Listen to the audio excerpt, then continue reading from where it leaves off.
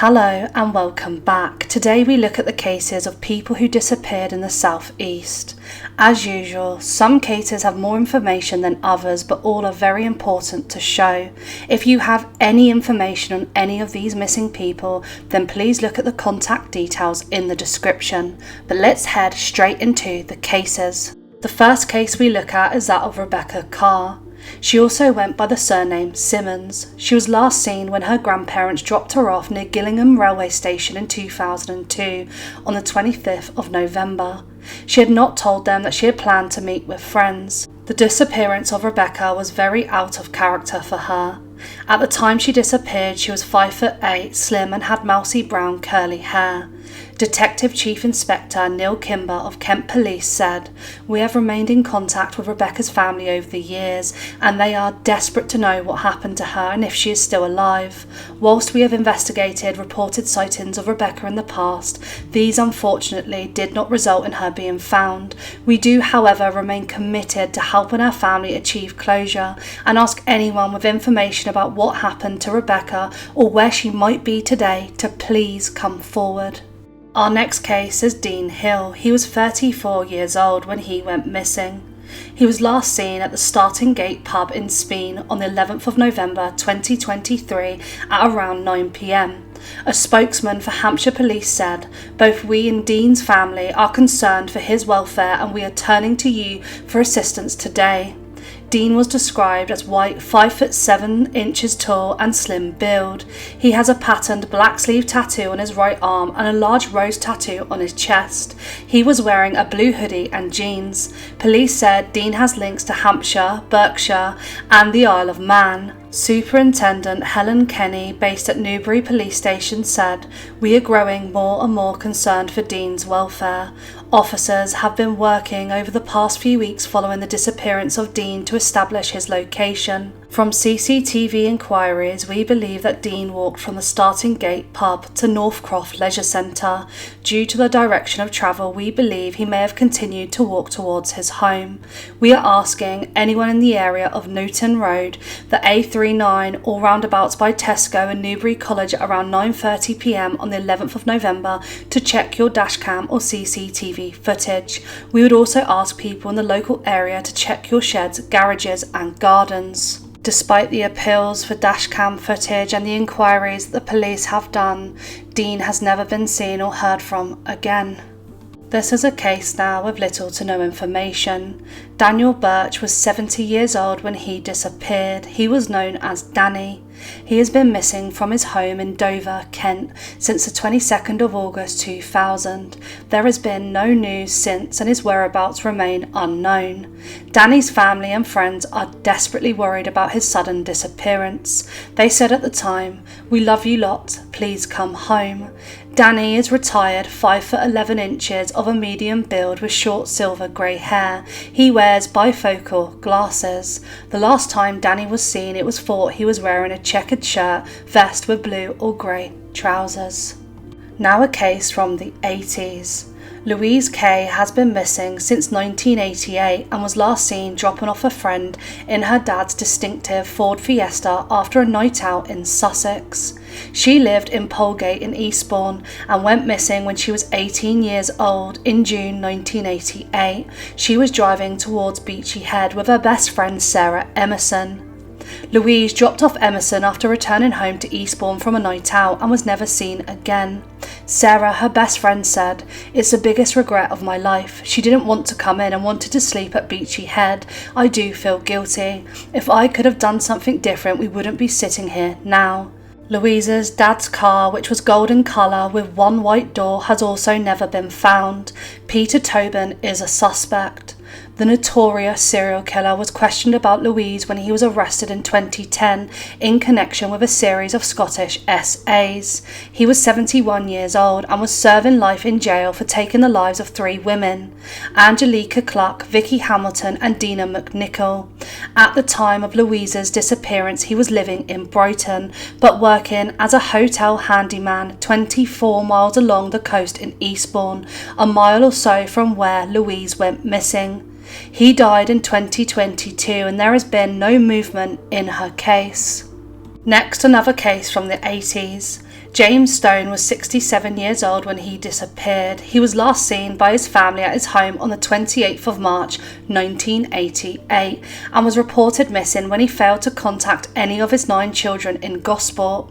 Officers began the task of digging up the garden of James Stone in the hunt for clues surrounding his disappearance in May 1988, but they drew a blank. A scene of crime team led by Detective Inspector Lyndon Dawson started a room-by-room search of his 4-bedroom house in Avery Lane in Gosport, and they continued to use radar equipment in the back garden of the property to detect whether any soil has been recently disturbed. They gathered no significant information. In 2001, they reopened the case, and Detective Inspector Dawson said that although more than a decade had passed since the former bus conductor had been seen, evidence could still be found. She said, "We wouldn't be here unless we thought we could possibly find something. This is a piece of the jigsaw that has to be investigated." A Gosport couple were quizzed at Alton Police Station after being arrested on suspicion of his murder. Police didn't release the identities. They said it was a 56-year-old man and a 33-year-old woman, but there have been no charges, and despite reopening his case, there is no new information. Walter Routh was 65 years old when he went missing from Leigh-on-Sea on the 6th of February 2005. Walter suffered from Alzheimer's disease. He was last seen by his wife walking into the toilets in the Cliffs Pavilion in Westcliff at about 1:30 p.m. on the 6th of February. He then wandered outside and made his way to Canvey. He popped into Madson's Wine Bar in Long Road, where he played a few games of snooker between 5 p.m. and 7:30 p.m. The last confirmed sighting was by a fisherman at Canvey Point at 11 p.m. A search was launched which involved 70 police officers and volunteers, including a team from Essex Lowland Rescue. The Coast Guard also helped with the search of the coastline, and Essex Police's helicopter used thermal imaging equipment to look for Walter, who was known to his friends and family as Wally. He was last seen wearing a dark knee-length jacket, brown walking boots and blue jeans. He's 5'10" and has dark hair with flecks of grey. The police said that he is presumed dead, although his body has never been found. His wife said, "I don't know what happened to him. It seems he disappeared off the face of the earth. I think he may have fallen in the water at Canvey Point at high tide, but I just don't know. If he was still here, he would have been in a terrible condition by now. He was really happy when he was walking. If he has died, then at least he was doing something he loved." Now a case from the 90s. James Moodie was 30 years old and he has been missing since the 17th of May from Faversham in Kent. He was last seen at his family home shortly after lunch on the 17th of May, and he hasn't been heard from since. Despite numerous appeals in newspapers and on television over the past few years and various possible sightings across the south of England from Hastings to Brighton, James remains missing. When James went missing, he was working as a technician on a farm in East Malling, so it's possible that he may have done some casual farm work since. He's described as having short dark brown hair, blue eyes, and he's a white male of slim build. He often wore a gold hoop in his left ear. He was also known as Jim. There have been no movements in his case. Now on to another disappearance of a James. James Funnell was 50 years old when he went missing from Hastings on the 13th of November 2005. He was last seen by his wife just before midnight. He is described as 6'3" with a stocky build and grey curly hair. He was last seen wearing green jeans, a yellow shirt, a cardigan and a grey overcoat. There is no more information on his disappearance. Now on to a mother who simply vanished. Fatima Mohamed-Ali was 52 and was last seen walking down a street near her family home in Newhaven, East Sussex on the morning of the 12th of February 2016. Her husband, Mohammed, returned home from work to find the house empty and immediately knew something was wrong. He said, "As I entered the home, there was no noise. She would usually be in the kitchen cooking, or there would be the TV playing or music playing."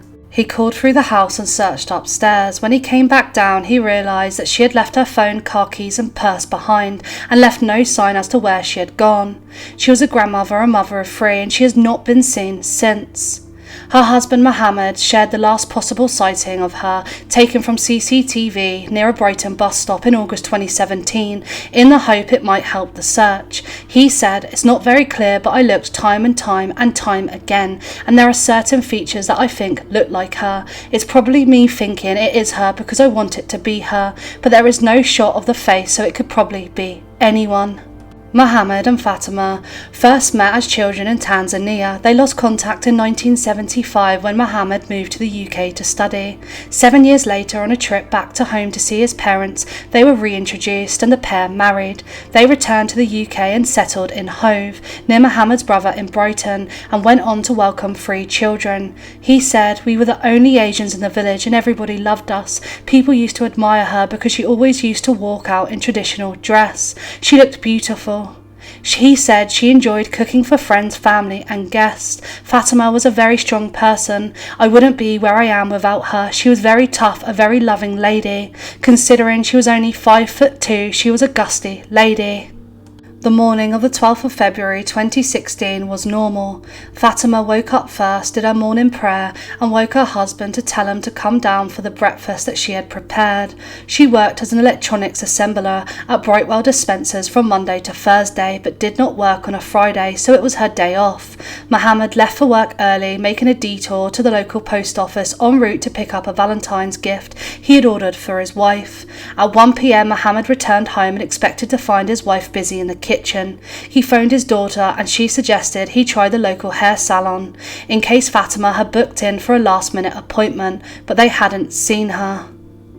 Mohammed then went straight to the police. Within 24 hours, Sussex Police had launched an extensive search involving helicopters and taken in nearby towns and coastlines. Detectives also searched the property and looked into Mr. Mohamed-Ali's movements to verify his story.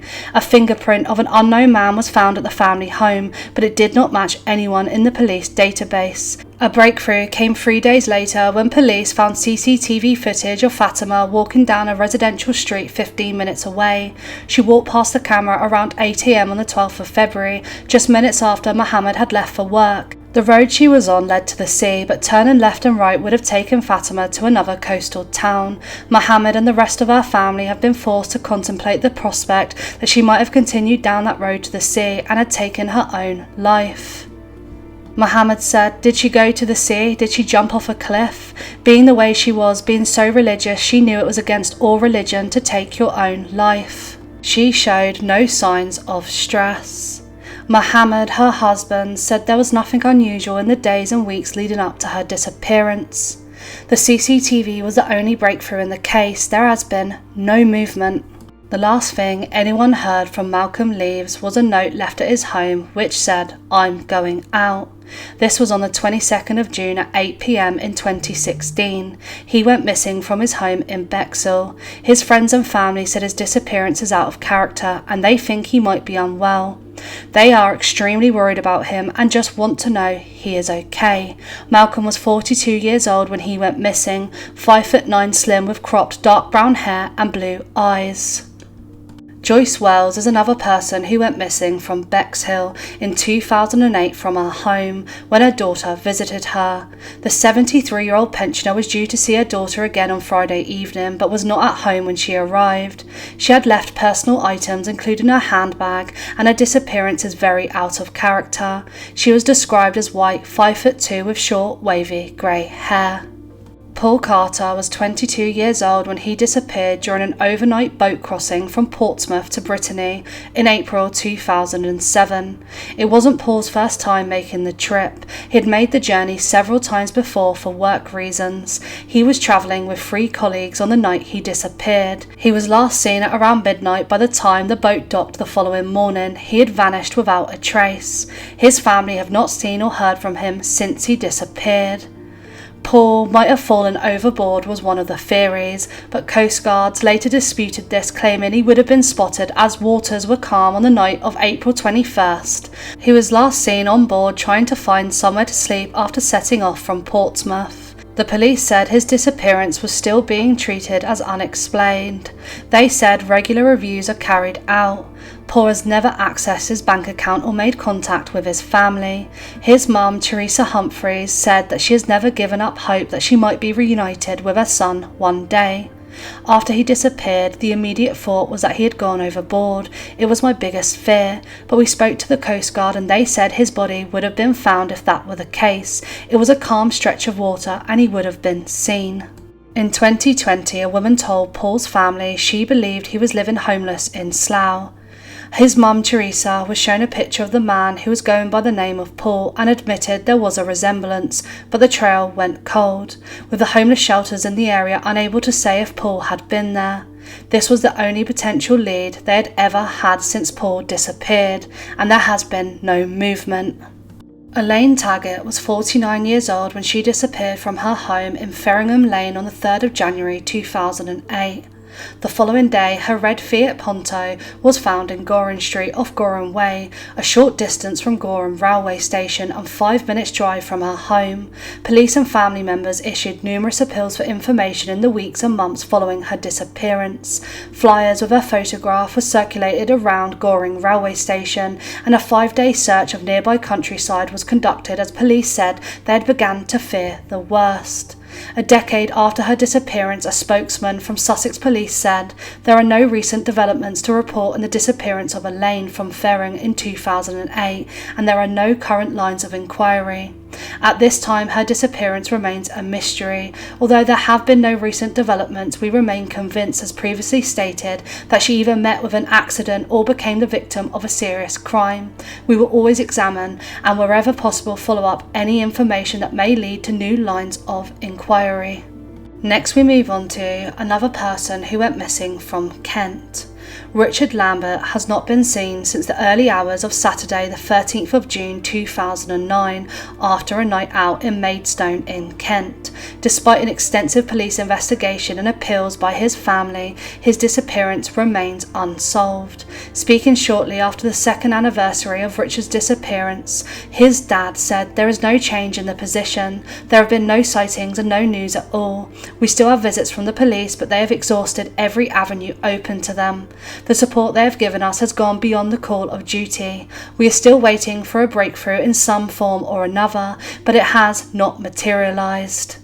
He revealed that Richard's room is still waiting for him if he was to return. His accounts have not been touched except for the direct debits which came out directly after he disappeared. His family said whatever he has done, he has clearly decided to do it off his own bat. David Southwood has been missing from Stantonbury since the 5th of January 2010. He is described as 6 foot tall, thin build with brown eyes and dark brown hair. He has a scar on his neck, a scar on the base of his throat and a scar on his leg. There has been no further information given. Now a case from this year. Stephen Mayall, aged 53, was reported missing on the 20th of April 2025, having not been heard from since the 30th of March. His car, a blue Mazda 3, was found by a field near Ridgeway near Southfields, Aldworth in West Berkshire. It's thought to have been there since the 31st of March. He is described as 5'11" of slim build and may be wearing blue jeans, an open neck top, striped cardigan, walking boots and glasses. He is known to carry a backpack with him. Stephen has links to Littlehampton in West Sussex. Detective Inspector George Atkinson, based at Oxford Police Station, said, "We are growing more and more concerned for Stephen's welfare, who has now been missing for over a month. We have been working hard to find him since he was reported missing. We have been searching the Ridgeway where his car was left and support from Berkshire's Lowland Search and Rescue. We are appealing for the public to help locate him, so if you see Stephen, please call us." Ahmed Dabbour was 21 years old when he went missing on Thursday the 22nd of December 2022. He was from Colchester in Essex and was due to fly to Jordan, but he never arrived. Following initial inquiries, officers believe Ahmed was last in the Dover area and there are growing concerns for his welfare. There has been no further movements in his case. He is described as a medium build and as a Middle Eastern appearance with short black brown hair and brown eyes, a beard or stubble. It's believed that he was wearing a khaki jacket, blue jeans, black trainers with white soles at the time of his disappearance. Michael Nightingale disappeared from his home in Magham Down, Beachy Head on the 7th of April 2022. He was 60 years old at the time of his disappearance. His van, a Silvo Peugeot, was found parked on Beachy Head Road by the lighthouse that evening. There has been no other information given, and there has been no movement in his disappearance. Now we move on to some cases with little to no information. Anh Niht Vo was 16 years old when he disappeared from Bognor Regis in West Sussex in July 2021. William Lavenu was 33 years old when he vanished from East Cowes on the Isle of Wight on December 2nd, 1986. Hassan Hamoody was 17 when he went missing from Sussex on the 1st of April 2022. Edward Monahan went missing on the 1st of November 1989 from Boreham Wood. He was 50 years old. He's described as white, 5'3", with grey to black hair, blue eyes and a slim build. Noraida Abang was 35 when she went missing on the 13th of August 2012 from Brighton. David Kelly went missing from Stevenage on the 9th of September 1984. He was 21 years old at the time. He had links to Bedford and to London. He was born in Ireland. PC Stuart Barnett from the Missing Persons Unit said, since David's disappearance he has had no contact with any of his family and his whereabouts remain unknown. Sadly, previous appeals have not brought any information, and whilst it has been decades since his disappearance, I would urge anyone who may have known David who hasn't already contacted police to please call us with any information. I would also ask David to make contact if he sees this appeal. His brother, John Kelly, said, David, if you see this appeal, I want you to know that your brothers and sisters miss you very much and have never stopped thinking about you. It would be lovely to know you are still alive, well and happy. John and Kim. David was described at the time of his disappearance as being white, 5'7", of thin build and clean shaven. He is originally from Southern Ireland and spoke with this accent. He had been working as a carpenter in London before he disappeared. Now another young man who went missing. Trevor O'Donnell was 23 years old when he vanished in 1994 from Canterbury. His mother Tina said she knew something had happened to him in London, but he never revealed to her what it was. She said, it didn't occur to me that he'd just gone off on a drink or anything like that. I knew he'd gone. He hadn't been well, I don't think, mentally, although it took us a long time to realise. That's a difficult thing to deal with, the not knowing. We would love to see him just carrying on life. She ended with, somebody knows something, however far back it goes. The family has appealed for anyone with information to contact them. Julie Mackinnon was last seen on the 6th of February 2018 in Rochester, Kent. She was 41 years old when she went missing, and that's all the information that I could gather. Ian Atfield was 58 years old when he went missing from his home in Crawley on the 2nd of June 2018. He is described as white, 6'2" and of medium build with collar-length grey hair. He usually carries a plastic bag and usually wears straight jeans, plain tops and lightweight waterproof jackets. Police found that Ian had expressed an interest in the area of Eastbourne.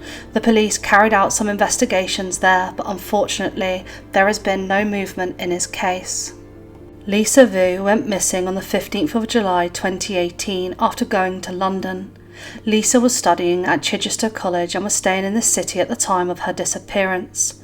It was reported she travelled with a male friend to London by train from the city, but hasn't been heard from since. There isn't a lot of public information and there have been conflicting stories of why she went to London. The police tweeted on the 16th of July, please help police find her. She's 15 years old, is from Vietnam and has gone missing in London on a school trip. She also has links to Dover. However, it was reported that Lisa's age was 17 and it was reported that she travelled with a male friend to London by train at 11:30 a.m. on the 26th of May. Unfortunately, there have been no further updates. John Upton was 60 years old when he went missing from Borden in Hampshire. He was last seen in Camberley on the 29th of March 2018. John may be sleeping among the homeless community in Brighton, Sussex, but he also has links to Milton Keynes, Luton and Camberley. There have been unconfirmed sightings in Liphook. He is a particular fan of James Bond and may use his name or Roger Moore as another. He was last seen wearing a black hooded jacket, black trousers and black plimsolls. The disappearance of Georgina Gharsallah is more well known. She was born in Brighton, Sussex in 1987. She was one of 4 sisters. She was the second eldest. Shortly after Georgina was born, the family relocated to Libya, where they lived until 1988. They returned to the UK and settled in Worthing. It was reported that Georgina suffered from mental health issues. At the time of her disappearance, she was unemployed and was recently estranged from a partner. She had 2 children by an earlier partner. Georgina had moved back in with her mother, although she was still meeting her most recent former partner. She would sometimes stay with friends in Brighton. Family members reported that she was prone to binge drinking but was a very intelligent young woman. She left her mother's house on the 7th of March 2018 at around 9:30 am. She told her mother that she was having problems with her mobile phone and that she would visit a phone store to seek advice. She also stated that she would visit the Job Centre Plus in Worthing Town Centre and would meet her father later in the morning. She asked for and received a small loan from her mother to pay the cost of repairing the phone. She was recorded on CCTV at around 9:50 am entering the nearby Clifton Food and Wine Shop in Clifton Road. The shop manager would later state that Georgina had asked him for help with her phone and that he had directed her to the specialty phone store. This would be the last confirmed sighting of Georgina. She did not visit the local job centre and she did not keep her appointment with her father. Tracking of her mobile phone indicated its last use at 3 am on the day and that it had left the network shortly after 11:30 am while still connected to a local mast in Worthing. It never reconnected to the network. Georgina's bank accounts and bank cards were never used again. Andrea, her mother, was not initially disturbed when she didn't arrive to her house, since it was familiar that her daughter would stay out with friends. It was the following week that Andrea became alarmed. Georgina failed to make arrangements to host her 2 sons for the weekend as was normal. Her ex-partner telephoned to say that he had not heard from her for some days and was concerned about her. Her mum spent several days attempting to contact her daughter without success. She contacted Sussex Police on the 17th of March 2018 to report her as a missing person. The investigation into her disappearance was very slow. The homes of her mother and father as well as ex-partners were searched and checks were initiated on her mobile phone and bank accounts. CCTV recordings from the local area were checked and this disclosed the recording of Georgina in the shop. A public appeal for information was made. After 3 weeks, the disappearance was considered suspicious and the investigation was upgraded. However, it made little progress. The case was featured on BBC's Crime Watch programme in October 2018.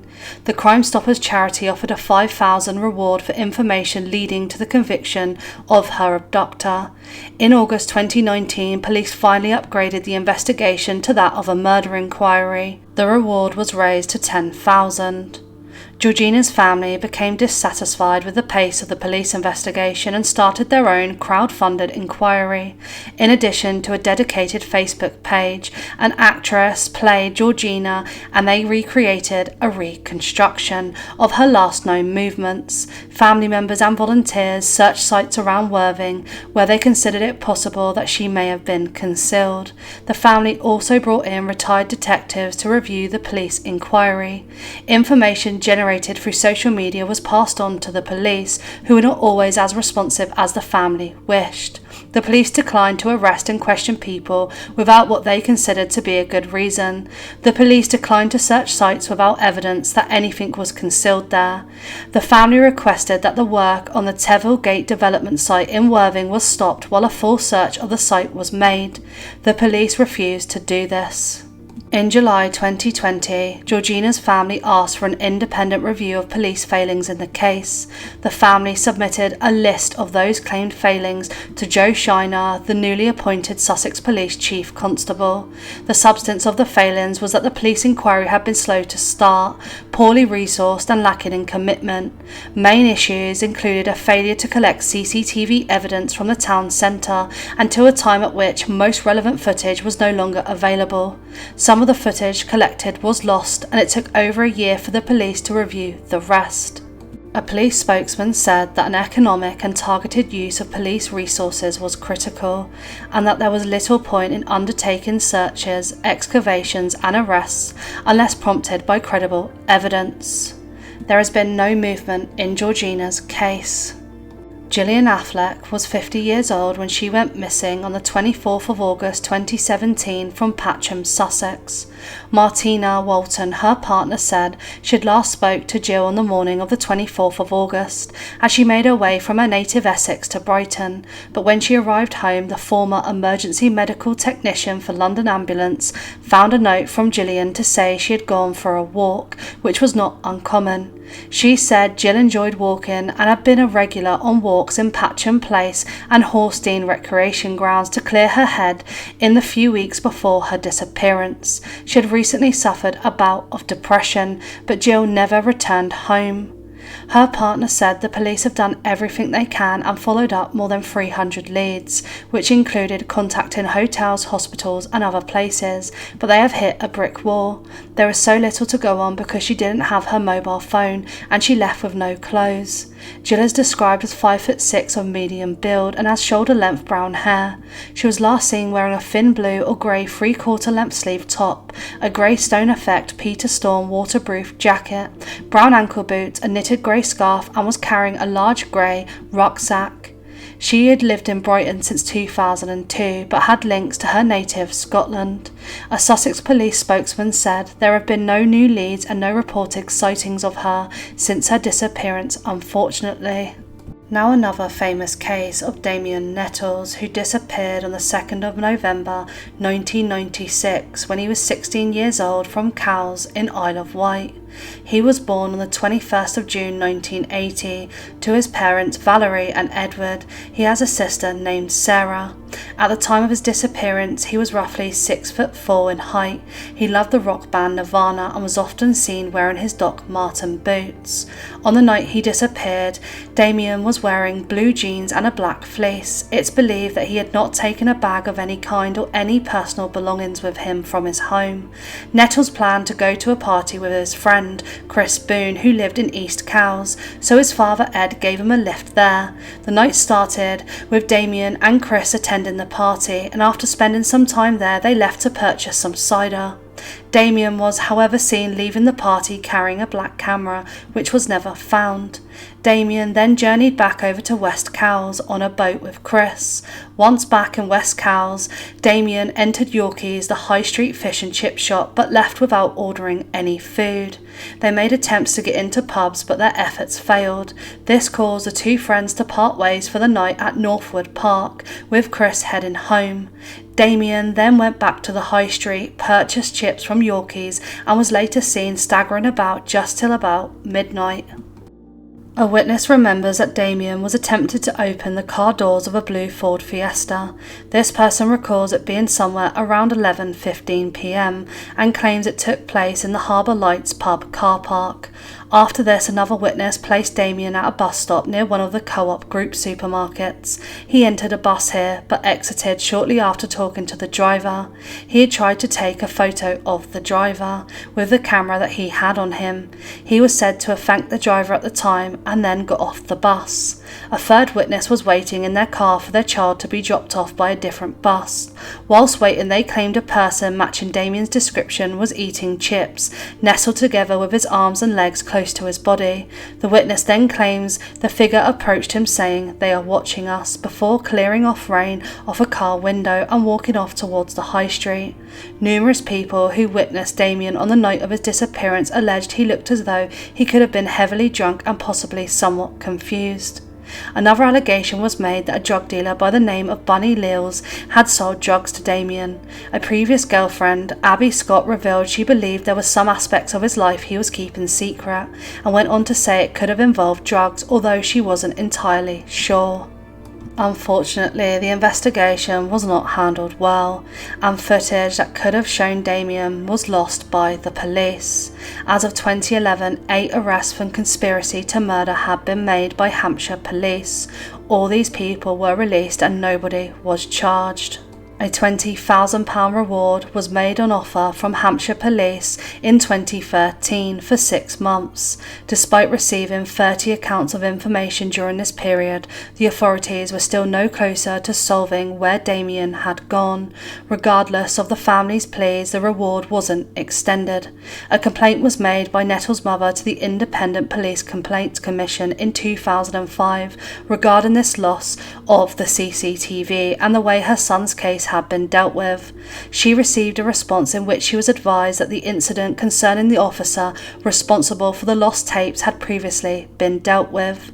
The call log made to police on the night of Nettles' disappearance also no longer exists, and the records detailing which officers were on duty that night were lost. However, the case remains open. Other issues with the police investigation was the handling of requests for searches to be made both on land and air. These were rejected. The error made by police, who initially listed Damien as a missing adult rather than a missing child. His mother is convinced that he suffered at the hands of a drugs gang. She revealed that in spite of Cal's upscale reputation, there are people there associated in supplying others with drugs. In March 2002, Hampshire's Major Crime Department was passed the case, and details of the investigation was entered to the home's computer system. It was at this point that an informant, who in the 1990s was connected to a local drug dealer named Nicky McNamara, alleged he told police what happened to Damien. In 2010, the informant approached Damien's mother as he felt no action had been taken regarding his claims. She was told by the informant that Nicky was angered by Damien whilst they were arguing about drugs, which resulted in him unintentionally giving Damien a fatal punch. The informant claimed Damien's body was concealed for 3 weeks in a drug den, then later buried in cows. The police investigated and arranged searches and made arrests after Damien's mother took the information to them, but they concluded that the informant couldn't be trusted. Nicky McNamara passed away in 2002 of a heroin overdose, and this is when rumours surfaced that he was involved. It was also claimed that Nicky made a deathbed confession regarding his involvement in Damien's disappearance. In spite of many investigations conducted and plenty of campaigning by his family, there are no new answers to his disappearance. Richard Cropp suddenly vanished without a trace on the 3rd of September 2014. Richard was 49 years old at the time and was living in Queens Road, Brookvale. When he went missing, Leah, his niece, said he just disappeared. There was no circumstances surrounding it. There was no event that happened. He just didn't show up again. She said that Richard often visited her father Steve Cropp at his home in Basingstoke as the brothers were close, but he suddenly failed to show up. She said her uncle had gone missing in the past but would return, having spent time in hospital for mental health issues he suffered. She said he would go missing for a few months and then turned up. He would have been in Parklands, so when he did go missing the last time, we didn't worry to start with. It was January 19, 2015 that we reported him missing. She said the police had investigated his disappearance and discovered that no money had left his bank account, but there has been no further movement. Our last case is a very known disappearance of Ruth Wilson. She was 16 years old when she disappeared on the 27th of November 1995 from Box Hill in Surrey. When Ruth was 3 years old, her sister Jenny, a few months old, her mother, Nesta, took her own life on the 10th of December 1982. According to the story told by her family, her mother passed away as an accidental fall down the stairs, but her death certificate recorded her cause of death as suicide. Unknown to her family, Ruth became aware of the true nature of her mother's death before she disappeared. Ruth's father Ian married Karen, her stepmother, in 1983. Ian and Karen were teachers. They said that Ruth enjoyed reading, going on bike rides and music. She played the electric guitar and piano. She also had a Saturday job working in a music shop and was popular as a local babysitter. She was studying her A-levels at Ashcombe School sixth form when she disappeared. She attended her local church, St Michael's. She was a member of the choir, played the organ and enjoyed bell ringing. She was described by school friends as having an intelligent and quirky personality with a small but close-knit group of friends. Wilson's best friend Catherine was due to move to Sheffield, South Yorkshire, and Ruth had asked if she could come with her once she was settled. Ruth went missing a few weeks after her best friend moved. Her best friend's mother recalled that Ruth had slept over not long before she disappeared and had been adamant that she did not want to go home. Ruth did not explain why. Her best friend stated that Ruth had talked about running away but not suicide. Ian and Karen have disputed claims that her home life was unhappy. Friends and family have also said that Ruth was not suicidal. 2 days before her disappearance, Ruth worked her usual job in a music shop in Dorking, then went for a meal with her ex-boyfriend Will Kennedy, with whom she was still good friends with, and another friend, Neil Phillipson. Kennedy and Phillipson both stated that Ruth paid for the meal. On the day before she disappeared, Ruth went for handbell practice at the local church, then went to a youth group in Dorking, then back to Kennedy's for supper. His mother gave her some old clothing. Her family remembered her being relaxed. Wilson's father and stepmother left early for work on the day of her disappearance, leaving Ruth and her sister Jenny to catch the school bus. At the last moment, Ruth told Jenny that she was not going with her on the bus. Jenny wasn't surprised, as Ruth was in sixth form and did not always come in for the whole day, although she was surprised that her sister left it so late to tell her before the arrival of the bus. Shortly after Jenny left for school, Kennedy appeared with his car and offered Ruth a lift. She declined, saying she would meet up later. She didn't attend school at all that day, something her family and peers considered was very uncharacteristic. At around 11:30 a.m, Ruth took a taxi into Dorking. At around midday, she ordered flowers for her stepmother from Thistle's Florists at 257 Dorking High Street. Ruth asked that they not be delivered until the following Wednesday. Ruth spent the afternoon in Dorking Library. Around 4 p.m, she took a taxi from Dorking Railway Station to Box Hill. She was dropped off on a bridle way, a short way from the Hand in Hand pub. The taxi driver stated that Ruth displayed unusual behaviour and that she simply stood still in the rain as he drove off. This was notable as the taxi driver observed that people typically would just walk away. In other reports, the taxi driver stated that Ruth appeared to be looking around for someone. The taxi driver was the last person to see her at 4:30 p.m. At the time of her disappearance, Ruth was wearing a red knitted jumper, black velvet trousers, black pixie boots, and a small lady's watch on her left wrist. She had a small blue duffel bag with a personal stereo and tapes. Her family became concerned when she didn't return home that evening, and they had discovered from her school that she had not attended classes that day. They then phoned the police. The taxi driver gave information very early. Police officers conducted a search of the immediate area. That night, Surrey Police organised a more extensive search for Ruth with a helicopter, police dogs and heat-seeking equipment. They searched the Box Hill area but found no solid clues as to where her whereabouts were. It was subsequently discovered that she frequently went to Box Hill after school. She was also concerned about her performance at school and had kept a school report from her father and stepmother. On the 29th of November, the flowers ordered by Wilson were delivered to her stepmother, Karen. The flowers were described by Ian Wilson, her father, as an expensive bouquet. There was no note attached to the flowers. Ruth's friend interpreted this as a gesture, as sticking 2 fingers up to her stepmother. On the 1st of December, as reported in a newspaper, police found 3 notes hidden under a bush in the undergrowth at the top edge of Betchworth Quarry on Box Hill. The notes amounted to farewells to her father, stepmother, her best friend and a teenage boy she knew. Nearby, they found empty packets of paracetamol tablets. On the 2nd of December, a large-scale search was organised by police and fire and rescue services, involving 60 volunteers, including local community members, school friends, colleagues, and National Trust wardens. The search utilised a police helicopter, tracker dogs, and thermal imaging equipment. A detailed search of the Betchworth Quarry at the end of Box Hill was undertaken by a trained search and rescue team, along with employees and the owners of the quarry. In 2025, Surrey Police stated that Wilson's case remains a missing person inquiry, adding that they continue to keep an open mind about what is behind Ruth's disappearance. At this time, there is no further evidence to support any one particular line of inquiry about what has happened to Ruth. There has been no movement in her case.